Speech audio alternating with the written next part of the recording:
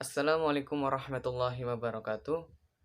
Bismillah, alhamdulillah, wassalatu wassalamu ala rasulillah wa ala alihi wasahbihi wa mawalah wa la hawla wa la quwata illa billah. Rabbi surahli sadri wa yassir li amri wa hlul uqdatan min lisani yafqahu qawli. Amin ya rabbal alamin. Yang terhormat Bapak Mahrus MPDI selaku dosen pengampu mata kuliah hadis tarbawi. Dan tak lupa yang kami hormati teman-teman sekalian.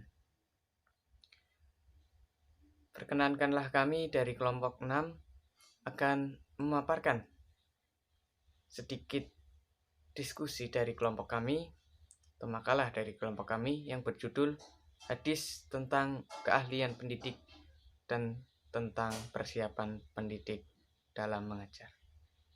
Langsung saja kita masuk kepada materinya. Perkenalkan, saya Leli Fauzia NIM 2119171. Di sini saya akan menyampaikan materi tentang keahlian pendidik dalam mengajar. Keahlian menurut Kamus Besar Bahasa Indonesia atau bisa disebut dengan KBBI adalah kemahiran dalam suatu ilmu atau kepandaian dan pekerjaan. Keahlian berasal dari kata dasar ahli. Keahlian merupakan suatu kemampuan dalam melakukan sesuatu pada sebuah peran. Hal itu adalah kemampuan yang dapat dipindahkan dari satu orang ke orang yang lainnya. Sedangkan pendidik itu adalah orang yang memberikan ilmu pengetahuan kepada peserta didik. Sedangkan dalam pandangan masyarakat, pendidik itu adalah orang yang melaksanakan pendidikan di tempat tertentu, tidak mesti di lembaga pendidikan formal seperti sekolah atau institusi pendidikan dengan kurikulum yang jelas dan terakreditasi, namun bisa juga di lembaga non formal, misalnya seperti lembaga pendidikan keterampilan, kursus, di masjid, di musola, dan sebagainya. Jadi dapat disimpulkan bahwa keahlian pendidik itu adalah seorang pendidik yang mempunyai profesi di mana pendidik tersebut mampu dalam menjalankan tugas ataupun mampu dalam perannya. Dalam Undang-Undang Nomor 20 Tahun 2003 Pasal 39 Ayat 2 itu menjelaskan bahwa pendidik merupakan tenaga profesional yang bertugas merencanakan dan melaksanakan proses pembelajarannya, menilai hasil pembelajaran, melakukan pembimbingan dan pelatihan. Sementara itu, sebutan pendidik dengan kualifikasi dosen itu merupakan tenaga profesional yang bertugas merencanakan dan melaksanakan proses pembelajaran, melakukan pembimbingan dan pelatihan, serta melakukan penelitian dan pengabdian kepada masyarakat. Salah satu dari tenaga pendidik itu adalah guru. Guru adalah salah satu faktor pendidikan yang memiliki peranan yang paling strategis, sebab guru sebetulnya pemain yang paling menentukan di dalam terjadinya proses belajar mengajar. Guru adalah sebuah profesi, dan profesi itu tuh merupakan suatu jabatan atau pekerjaan yang menuntut keahlian yang khas dari anggotanya. Keahlian yang khas tersebut tentunya tidak dimiliki oleh profesi lain, sebab keahlian dan keterampilan yang dimiliki oleh suatu profesi merupakan hasil pendidikan dan pelatihan atau dimiliki melalui profesionalisasi dalam suatu pendidikan dan pelatihan yang terencana.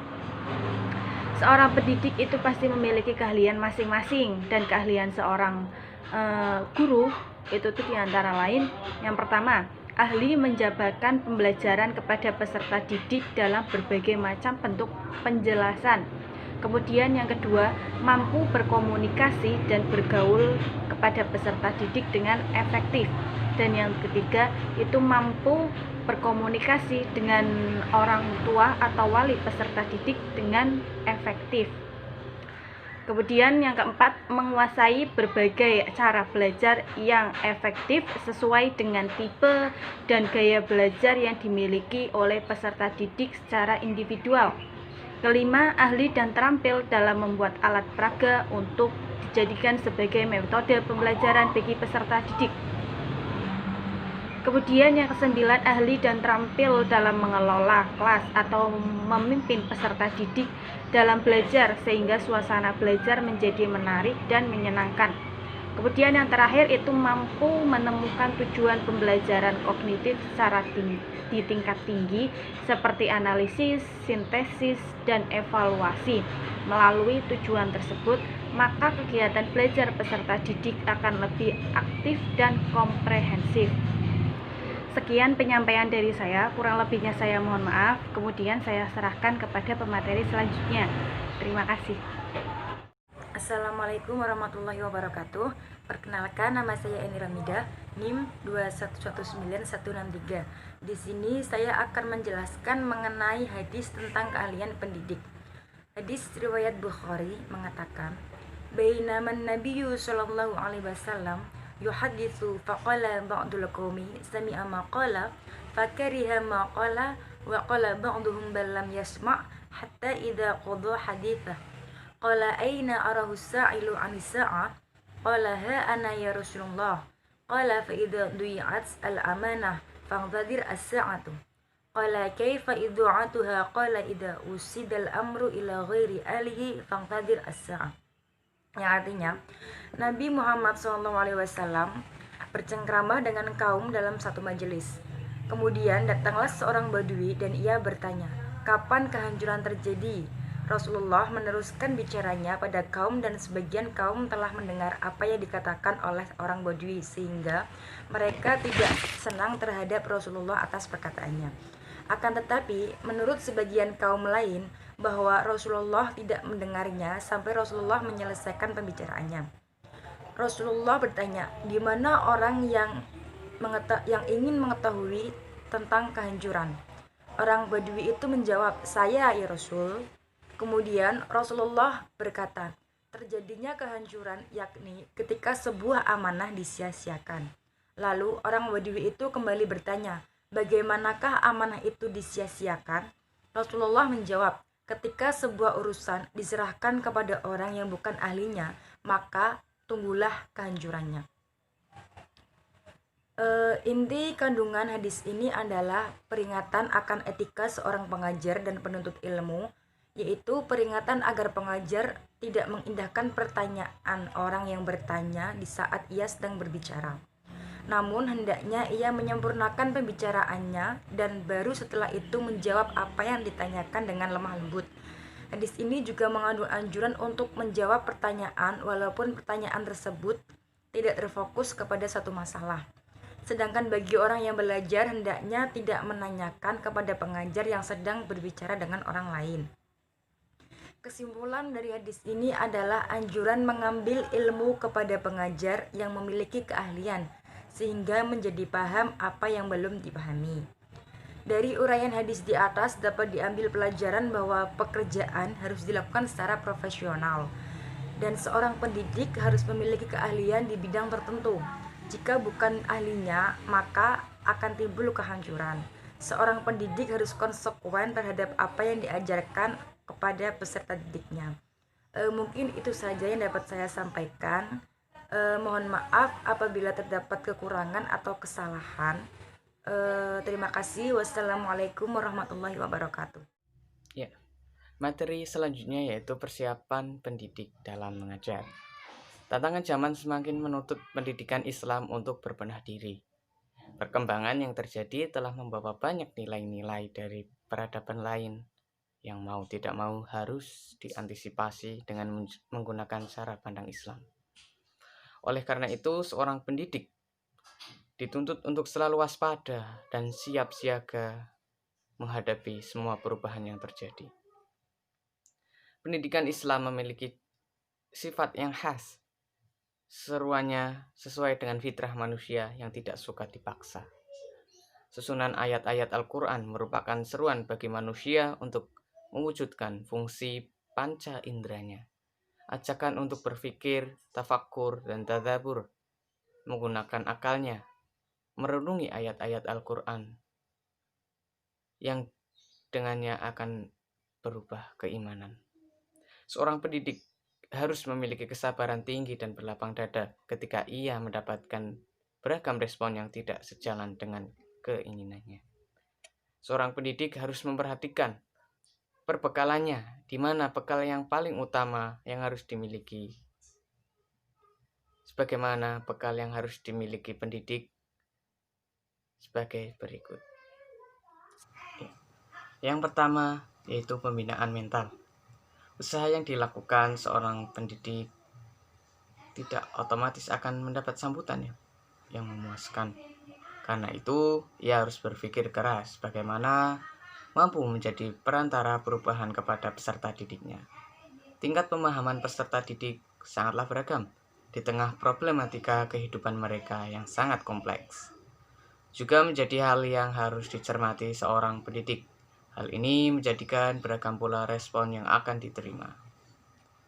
Yang kedua, persiapan ilmiah. Di antara banyaknya persiapan yang harus dimiliki oleh seorang pendidik muslim, bekal ilmu menduduki posisi terpenting. Ia harus menjadi seorang yang pertama memahami suatu urusan dalam Islam sebelum mendakwahkannya kepada orang lain. Bahkan Allah Subhanahu wa Ta'ala telah mendudukan kewajiban berilmu sebelum berbicara dan beramal.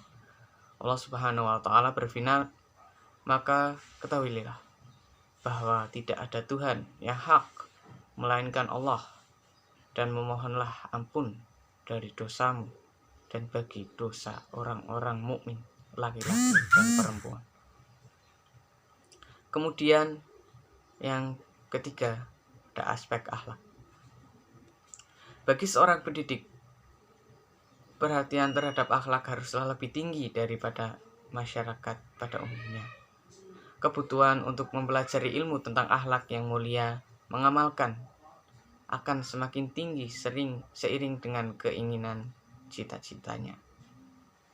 Kesuksesan dalam dakwah. Banyak sekali sisi akhlak mulia yang harus diupayakan untuk menjadi seorang pendidik. Di antaranya jujur, ikhlas, lemah lembut, santun, sabar, kasih sayang, mudah memaafkan, dan lapang dada, dan lain-lain. Masih banyak. Perkenalkan, nama saya Nazilatul Azza, NIM 2119176. Di sini saya akan menyampaikan materi tentang hadis persiapan pendidik dalam mengajar. Yang pertama, hadis persiapan mengajar, yang artinya diriwayatkan dari Ibnu Abbas radhiyallahu anhu. Mu'ad berkata bahwa Rasulullah SAW pernah mengutus saya. Beliau bersabda, kamu akan mendatangi orang-orang ahli kitab. Ajaklah mereka agar mengakui bahwa tiada Tuhan kecuali Allah dan aku adalah utusan Allah. Kalau mereka sudah mematuhinya, beritahukanlah kepada mereka bahwa Allah mewajibkan mereka mengerjakan sholat 5 kali sehari semalam. Kalau mereka sudah mematuhinya, beritahukanlah kepada mereka mengeluarkan zakat yang dipungut dari orang-orang kaya di antara mereka, kemudian diberikan kepada orang-orang fakir di antara mereka. Kalau mereka sudah mematuhinya, tinggalkanlah harta pilihan mereka dan takutilah doa orang yang teraniaya, karena sesungguhnya tidak ada penghalang antara doanya dan Allah. Dari terjemah di atas dapat diartikan bahwasanya menurut Syekh Zainuddin, tata cara mengajak orang untuk Islam dalam menjalankan ajaran caranya yaitu mengajak seseorang untuk meyakini keesaan Allah dan Rasulullah SAW setelah meyakini dan benar-benar meyakini, dan taat untuk menjalankan sholat 5 waktu sehari semalam, karena itu adalah pokok utama. Ketentuan untuk mendirikan sholat mengandung 2 tahapan. Pertama, kita mengajak mereka dengan mengajari sholat. Setelah kita mengajari sholat, ajak mereka untuk melaksanakan sholat seperti yang kita laksanakan.